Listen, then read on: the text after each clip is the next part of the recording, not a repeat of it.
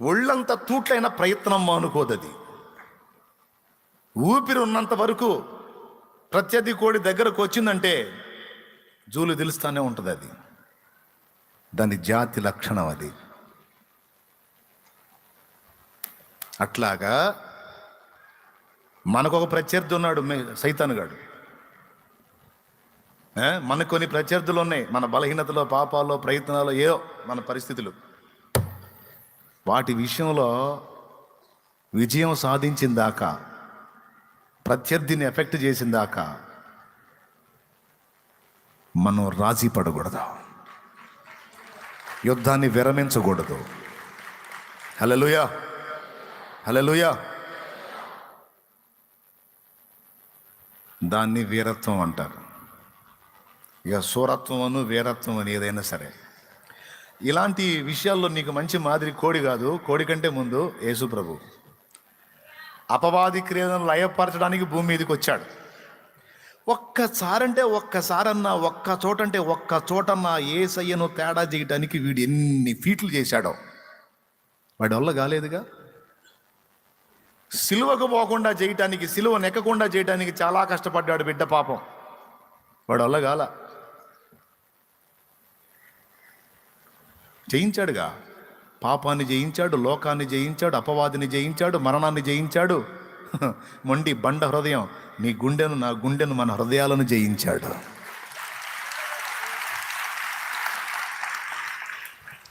రాజీ పడ్డాడా ఎక్కడన్నా యేసయ్య? సాతానుతో రాజీ పడ్డాడా? లోకంతో రాజీ పడ్డాడా? పాపంతో రాజీ పడ్డాడా? పరిస్థితులతో రాజీ పడ్డాడా? నో. అన్నిటినీ బ్యాలెన్స్ చేయగల పరమ యజమానుని వైపు, సృష్టికర్త వైపు దృష్టి పెట్టి, తండ్రి వైపు దృష్టి పెట్టి,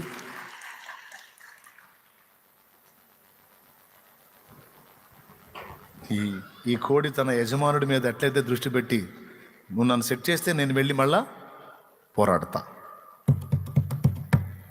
ఈ ప్రయత్నాన్ని కూడా దేవుడు గెలుపు లిస్టులో రాస్తాడు. అది పాయింట్.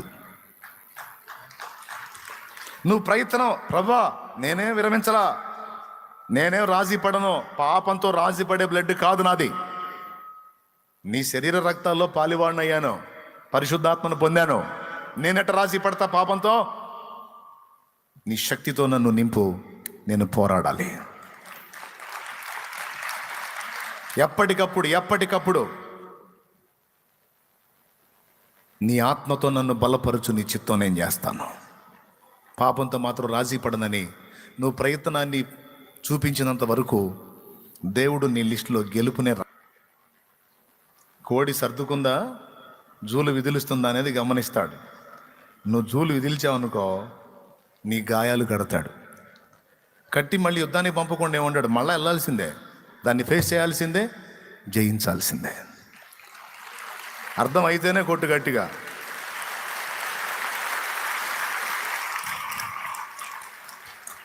నా పిల్లలారా, లోకమును జయించిన విజయం మన విశ్వాసమే. ప్రభు అంటాడు, నా పిల్లలారా, లోకమందు మీకు శ్రమ కలుగును, అయినను భయపడకుడి, ఇదిగో నేను లోకమును జయించి ఉన్నాను. జయించిన నేను నీకు మాదిరే, రా నాతో పాటు నువ్వు కూడా జయం పొందాలి. పరిస్థితులతో రాజీ పడుతున్నావా? నో, యుద్ధం ప్రకటించు. పాపంతో, బలహీనతలతో రాజీ పడుతున్నావా? నో, యుద్ధం ప్రకటించు. నా వల్ల కాదు, నాకు చేత కాదు అనే దరిద్రపు మాటలు మాట్లాడి రాజీ పడుతున్నావా? నో.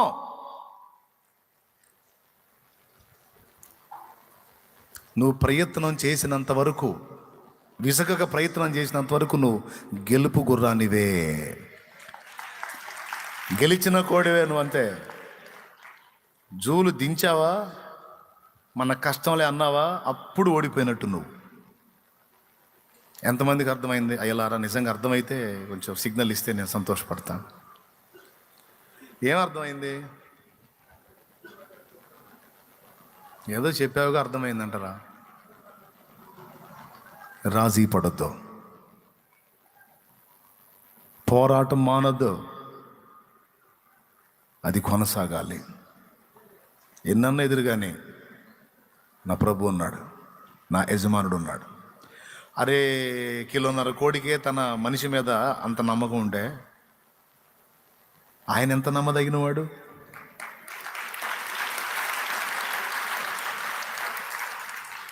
దేవుణ్ణి సంతోష పెట్టేది ఏంటో తెలుసా? నిరాశ, నిస్పృహ, కృంగుబాట్లకు తావీయక రెట్టించిన ఉత్సాహంతో మళ్ళా నువ్వు ప్రయత్నం చేస్తావు చూడు, ముచ్చటేసిద్ది. అప్పుడు ఆయన సంతోషపడతాడు. ఏం తెలుసా? ఇది నా బ్లడ్ రా, ఇది నా బ్లడ్. ఇది పాపంతో రాజీ పడే బ్లడ్ కాదు, దాన్ని ఎదిరించే రక్తం. పాపంతో పెళ్లి చేసుకునే రక్తం కాదు ఇది, దాన్ని తరిమి కొట్టడానికి వెంటబడే రక్తం. ఇతడు నా కుమారుడు, ఈమె నా కుమార్తె అని అప్పుడు మురిసిపోతాడు. కానీ నువ్వు రాజీ పడితే, అబ్బో మాండడం కష్టం లేని ఫిక్స్ అయ్యి కొనసాగుతుంటే, ఇది మన జాతి కాదు అని ఫిక్స్ అయిపోతాడు. అంతే. మీ అందరికి అర్థమైందని నేను అనుకుంటున్నా. ప్రయత్నాన్ని మానొద్దు. ఒకసారి ఓడిపోయావా, మళ్ళా చేయి, ట్రై చేయి. థామస్ ఆల్వా ఎడిసన్ బల్బు కొనడానికి బల్బు కనుగొనడానికి ప్రయత్నం చేసి ఎన్నిసార్లు ఫెయిల్ అయ్యాడు? చదువుకున్న వాళ్ళు చెప్పండి, 100 టైమ్సా, 1000 టైమా? యా.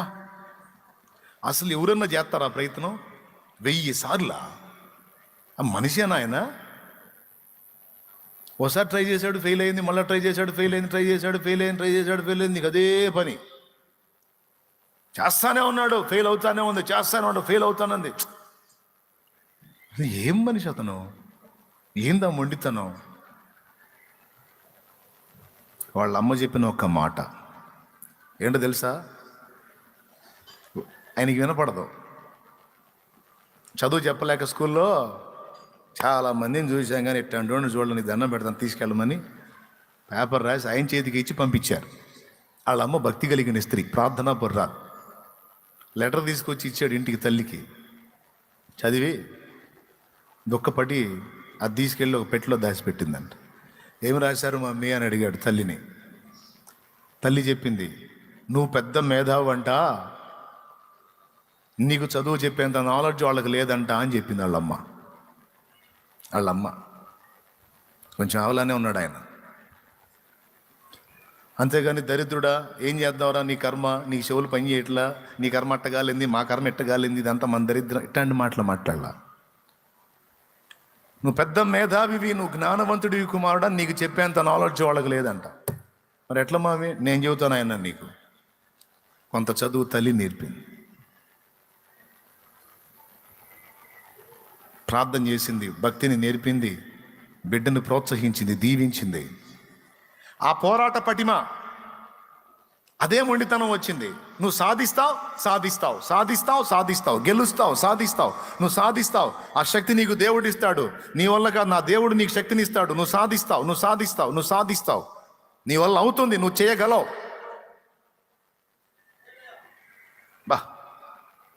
1000 సార్లు తను ప్రయత్నం చేయటానికి అమ్మ మాట. ఎంత గొప్ప విషయం అండి ఇది. దేవునికి స్తోత్రం కలుగునుగాక. చివరికి ఏం జరిగిందో మీకు తెలుసు. ఈరోజు ఏ ఇంట్లోకైనా పోయి టపిమని స్విచ్ చేస్తే లైట్ వెలుగుతుందంటే ఆయన క్రైస్తవుడు. మళ్ళీ క్రైస్తవుడు అని చెప్పుకునే నాస్తికుడు కాదు, క్రైస్తవుడు అని చెప్పుకునే ఇంకొక టైపోడు కాదు, నామకార్థుడు కాదు. పరిశుద్ధ గ్రంథాన్ని ప్రతిరోజు గంటల తరబడి చదువుకునేటువంటి సత్క్రైస్తవుడు ఆయన.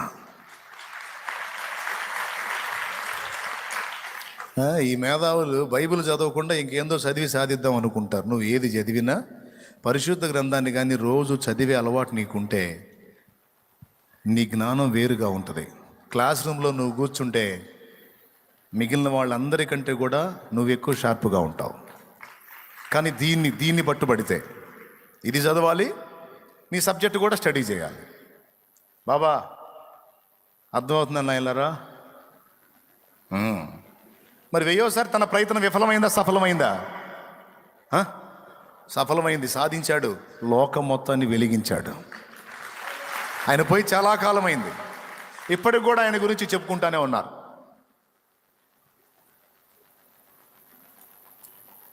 విమానం ఎక్కి ఎంతమంది తిరిగారు? విమానం ఎక్కిన వాళ్ళు చేతులు ఎత్తండి. అసలు ఈ భూమి ఎక్కడ, ఆకాశం ఎక్కడ, అందులో పోతుంది అది. ఆకాశం మేఘాల పైకి వెళ్ళిపోతుంది అది. రైట్ బ్రదర్స్ ఎన్ని ప్రయత్నాలు ఎట్టకేళ్లకు సాధించారు. దేవుని బిడ్డలే, మొక్కవోని దీక్షతో, దేవుని అందలి విశ్వాసంతో వారు చేసిన ప్రయత్నాల్ని గొప్పంగా విజయవంతం చేశాడు యేసయ్య. ఏ విషయంలోనైనా ప్రయత్నాన్ని మానుకోవటం వెధవతనం. సారీ, ఏమనుకోకండి, మళ్ళీ ఒకసారి మీకైనా నాకైనా అందరికీ ఏ పరిస్థితినైనా అధిగమించడానికి ప్రయత్నం చేయటం వీరత్వం, మానుకోవటం వెధవతనం. అది భక్తికి సంబంధించైనా, సేవకు సంబంధించైనా, ఆత్మీయ జీవితానికి సంబంధించైనా, పరిశుద్ధ జీవితానికి సంబంధించైనా, నువ్వు సాధించాలనుకున్న వాటి విషయంలోనైనా నీ ఊపిరి ఉన్నంత వరకు, నా ఊపిరి ఉన్నంత వరకు మనకు నిరీక్షణ ఉంది. ప్రాణం పోతే లేదు నిరీక్షణ. ప్రాణం ఉన్నంత వరకు మన ప్రయత్నాన్ని మనం విస్మరించకూడదు. నిరాశ నిస్పృహలకు లోనై కృంగిపోయి సైతాను నువ్వు అన్నదే కరెక్ట్, నా వల్ల కాదు అనొద్దు. ఈ ఒక్క మ్యాటర్ నీ క్లియర్గా అర్థమైతే ఇంకా ప్రసంగం అక్కర్లా, ప్రార్థన చేస్తా. ఎంతమందికి అర్థమైంది? సమస్యలతో పోరాడుతున్నావు, బలహీనతలతో పోరాడుతున్నావు, వ్యాధులతో పోరాడుతున్నావు. అయితే భయపడొద్దు. ఒకప్పుడు నువ్వు సింగిల్గా పోరాడావు, ఇప్పుడు నీకు దేవుని బలమైన చెయ్యి తోడుగా ఉంది. విశ్వాస విషయంలో ఎన్నో శోధనలు ఎదుర్కొంటున్నావు. నీ విశ్వాసం ఉంటుందా ఊడిద్దా అని చూస్తున్నాడు. ఒక శ్రమ తర్వాత ఇంకో శ్రమ, ఒకటి తర్వాత ఒకటి వస్తున్నాయి. సైలెంట్గా అబ్జర్వ్ చేస్తున్నాడు. ఉంటావా ఓడతావా చూద్దాం నీ సంగతి.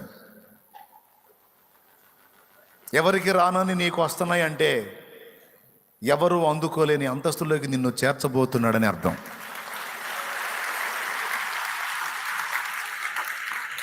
అది భవిష్యత్తులో నీకే అర్థమైంది, నువ్వు చూస్తావు, నీకే అర్థమైంది. ఇప్పుడు నేను చెప్పటం కాదు.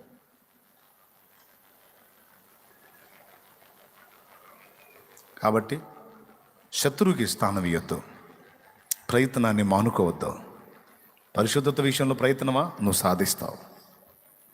నా మాటను బట్టి కాదు. కొంతమంది అంటారు, ఏందది, ఇదిగా ఊహలు కాదు, ఊహల ప్రపంచంలోంచి బయటికి రారా అమ్మాయి, ఊహల ప్రపంచంలోంచి బయటికి రామ్మా, వాస్తవ జీవితంలోకి రామ్మా అంటారు.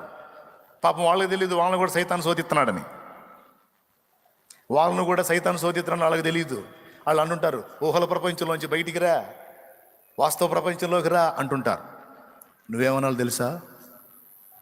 నా దేవునికి ఇష్టమైతే నా ఊహల్ని కూడా నిజం చేసే దమ్ము ఆయనకుందని చెప్పు. చెప్పాలా?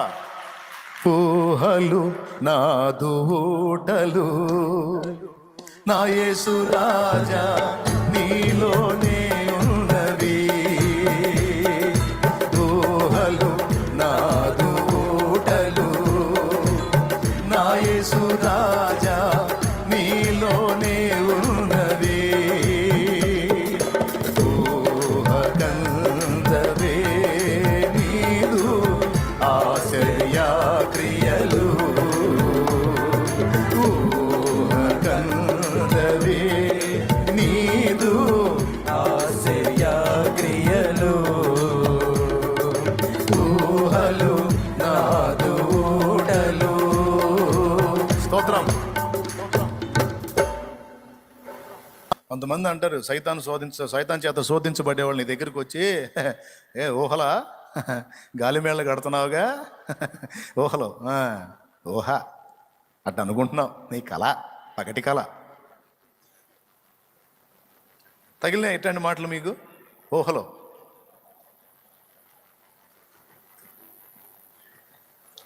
దేవుని వాక్యం ఒక భయంకరమైన సత్యం చెప్పింది. నీ ఊహలన్నీ పిచ్చి ఊహలై నిజమవుతాయి అనుకుంటున్నావా నువ్వు? అని ఎవరైనా నిన్నంటే నువ్వు చెప్పాలి, నేను పిచ్చిదాన్ని, నేను పిచ్చోడిని కాదు. నిన్న ఊహలన్నీ క్రీస్తునందు నేను ఏర్పరచుకున్నా.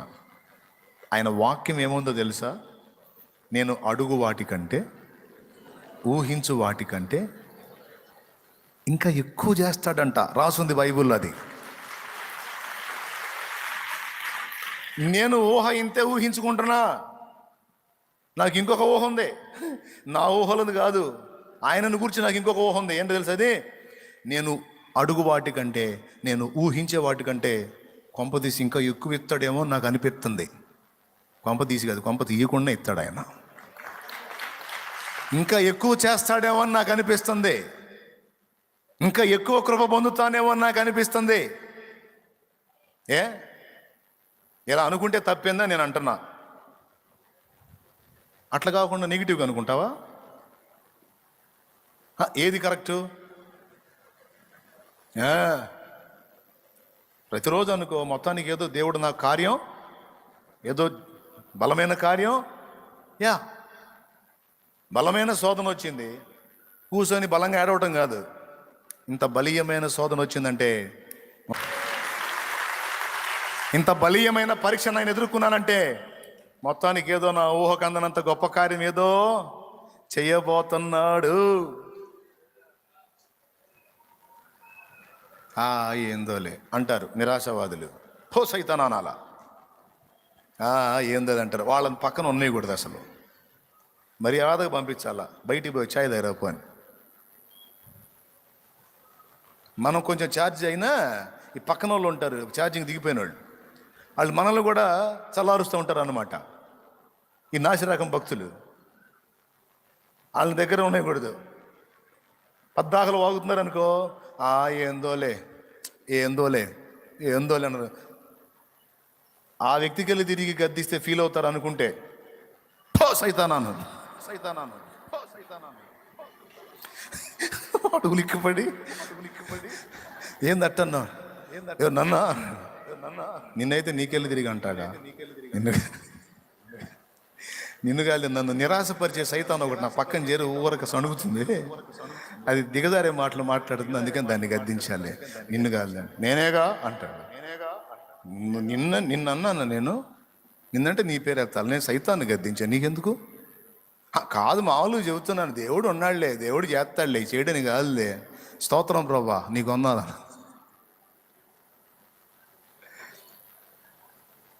నాయన, నిరాశను గెలవాలి, కృంగుబాటును గెలవాలి, నిరుత్సాహాన్ని గెలవాలి, ప్రయత్నాన్ని మానకూడదు తల్లి. ఆయన వైపు చూస్తూ సియోనుకే నా ఓడ పయనం ఆగదు ఏ చోట, సియోనుకే నా ఓడ పయనం ఆగదు ఏ చోట, విశ్వాసముతోనే ఆరంభించితిని ఈ యాత్రను, విశ్వాసముతోనే ఆరంభించితిని ఈ యాత్రను, నే కోరిన ఆరేవుకే నడిపించును నా యేసయ్యా, నే కోరిన ఆరేవుకే నడిపించుము నా యేసయ్యా, నా విశ్వాస ఓడ యాత్ర కొనసాగుతున్నది, నా విశ్వాస ఓడ యాత్ర కొనసాగుతున్నది, కొనసాగించే యేసు నాకు తోడుండగా, కొనసాగించే యేసు నాకు తోడుండగా, తుఫానులైనా తుఫానులైనా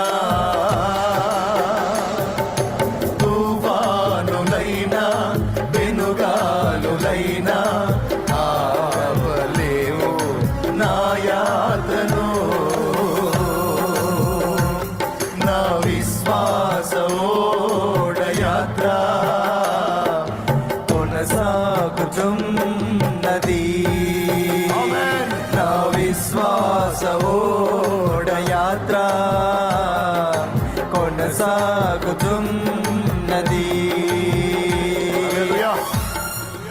అది మాట. ఎవరు కోరిన రేవుకి? నే కోరినా ఆ రేవుకే నడిపించును నా యేసయ్యా. తీర్చడు నా ఇష్టాన్ని, నెరవేర్చడు నా ఆశల్ని, నెరవేర్చడు నేను అడిగిన దాన్ని ఊహించడానికంటే ఎక్కువగా. నువ్వెవడురా సైతాన్ అవి జరగవని చెప్పడానికి? హ! నా దేవుడు చేస్తాడు.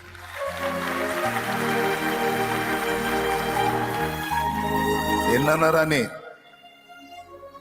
ఆయన నా పక్షమై ఉన్నాడు, నా చేయి పట్టుకొని ఉన్నాడు. నేనే గెలుస్తా. చెప్పు చెప్పు, యేసు నా చేయి పట్టుకొని ఉన్నాడు. చెప్పు, యేసు నా చేయి పట్టుకొని ఉన్నాడు. యేసు నా పక్షమై ఉన్నాడు. నేనే గెలుస్తా. విజయం నాదే. పైకి లేచి నిలబడు.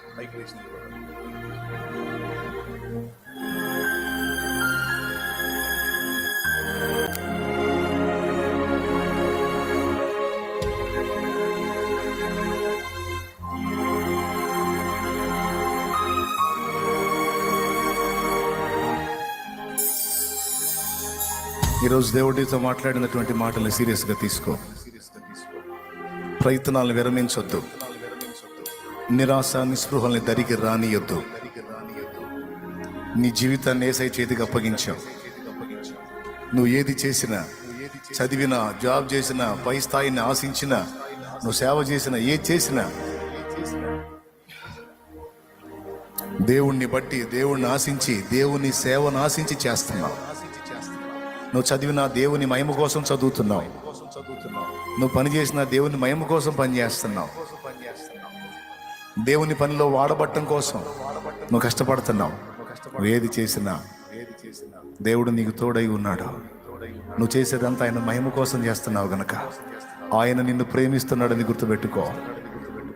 ఆయన నిన్ను క్షమించగలడని గుర్తుపెట్టు. క్షమించున్నాడు ఆయన. నిన్ను క్షమించడని చెప్పడానికి సైతాను గాడికి ఏం ధైర్యం?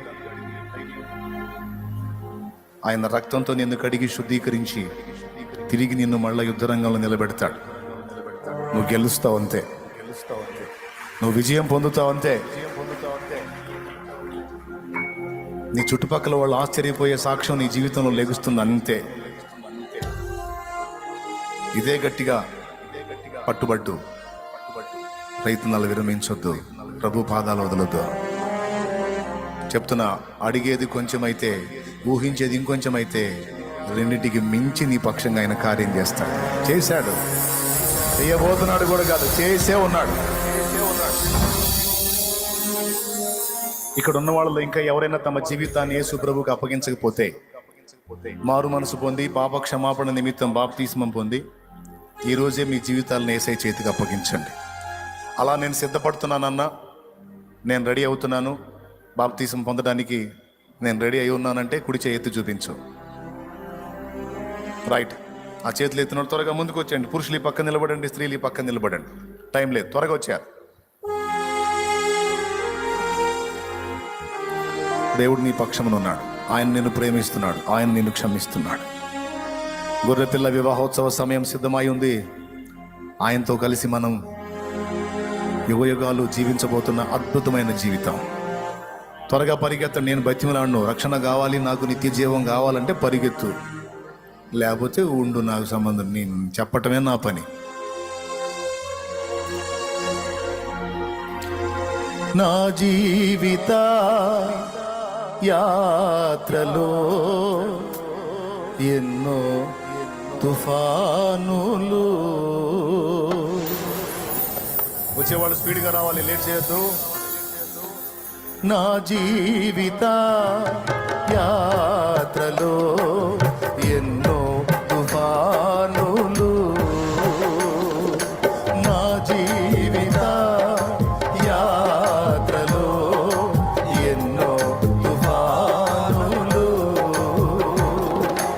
అయిన నా యేసు నా పక్షమయ్యుండగా, అయిన నా యేసు నా పక్షమయ్యుండగా, తుఫాను నడచి కెరటాల నాపి, తుఫాను నడచి కెరటాల నాపి నడిపించును నా యేసయ్యా. నా విశ్వాస ఓడయాత్ర కొనసాగుతున్నది, నా విశ్వాస ఓడయాత్ర కొనసాగుతున్నది, కొనసాగించే యేసు నాకు తోడుండగా, కొనసాగించే యేసు నాకు తోడుండగా, తుఫానులైనా పెనుగాలులైనా ఆపలేవు నా యాత్రను, నా విశ్వాస ఓడయాత్ర కొనసాగుతున్నది, నా విశ్వాస ఓడయాత్ర కొనసాగుతున్నది.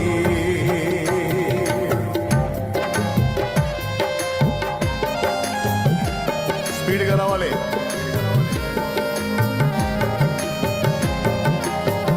బాప్తిసానికి సిద్ధపడ్డ ప్రతి ఒక్కరు త్వరగా ముందుకు వచ్చేయాలి. త్వరగా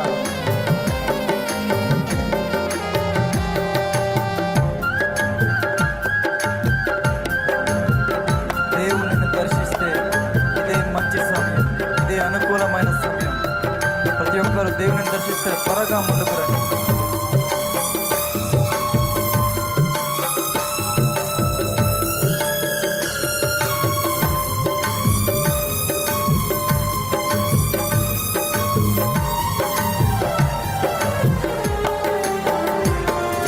నీతి సూర్యుడు ఉదయించు వేళ ఇలలో ఆనందమే, నీతి సూర్యుడు ఉదయించు వేళ ఇలలో ఆనందమే, సూర్యోదయము కోసమే నే వేచియున్నాను, సూర్యోదయము కోసమే నే వేచియున్నాను.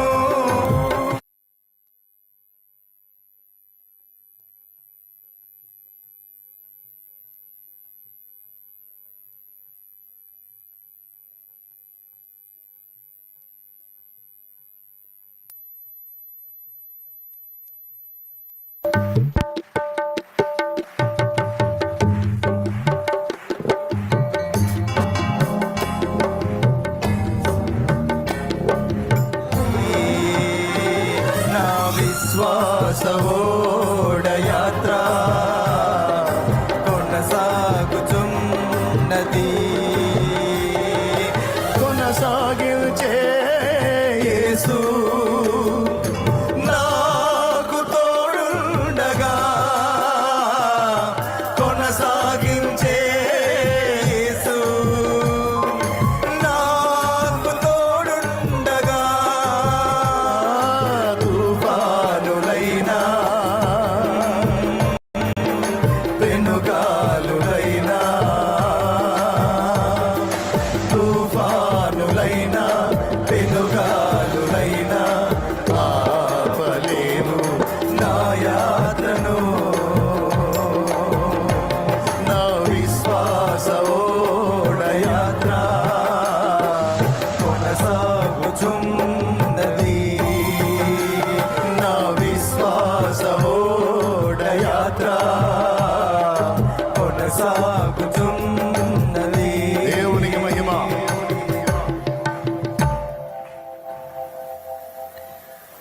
నా బాధ్యతగా నేను చెప్పాను, స్పష్టంగా పిలిచాను. అనేక మంది ఆ పిలుపుకు స్పందించి ముందుకు వచ్చేసారు రక్షణ కోసం. చపళ్ళు కొట్టి ప్రభుని మయంపరుద్దాం.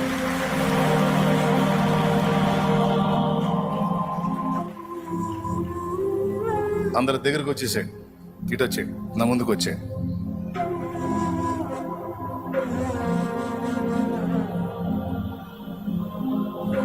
ఇంకా ఎవరైనా ఉన్నారా?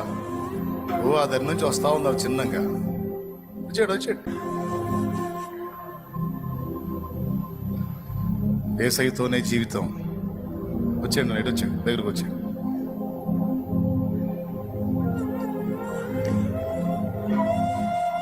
మంచి తీర్మానం తీసుకున్నారు.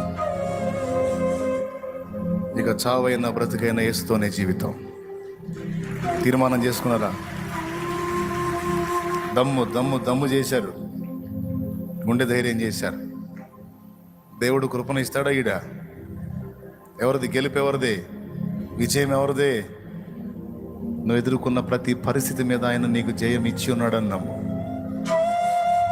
ఆయన నిన్ను చేయి విడువని దేవుడు, ఎడబాయని దేవుడు. ఈరోజు ఆయన్ని ప్రేమించి నువ్వు ఆయన కావాలని అడిగేస్తున్నావు. నీ చేతిని ఆయనే పట్టుకుంటాడు. తుది శ్వాస విడిచేంత వరకు ఆయనే నడిపించుకుంటాడు. నీకై నువ్వు ఆయన వదిలిపెట్టి వెళ్లకుండా జాగ్రత్త పడు. నీకై నువ్వు ఆయన ఎడబాయకుండా జాగ్రత్త పడు.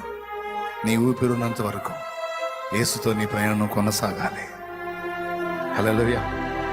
నీ గుండెలో ఆశ ఉంటే ఆయనే కొనసాగి. అద్భుతమైన మాట కదా. కొనసాగిల్చే యేసు నాకు తోడుండగా, తుఫానులైనా పెనుగాలులైనా ఆపలేవు ఆ యాత్రను. ఎన్నన్నారానే నా చేయి పట్టుకుంది.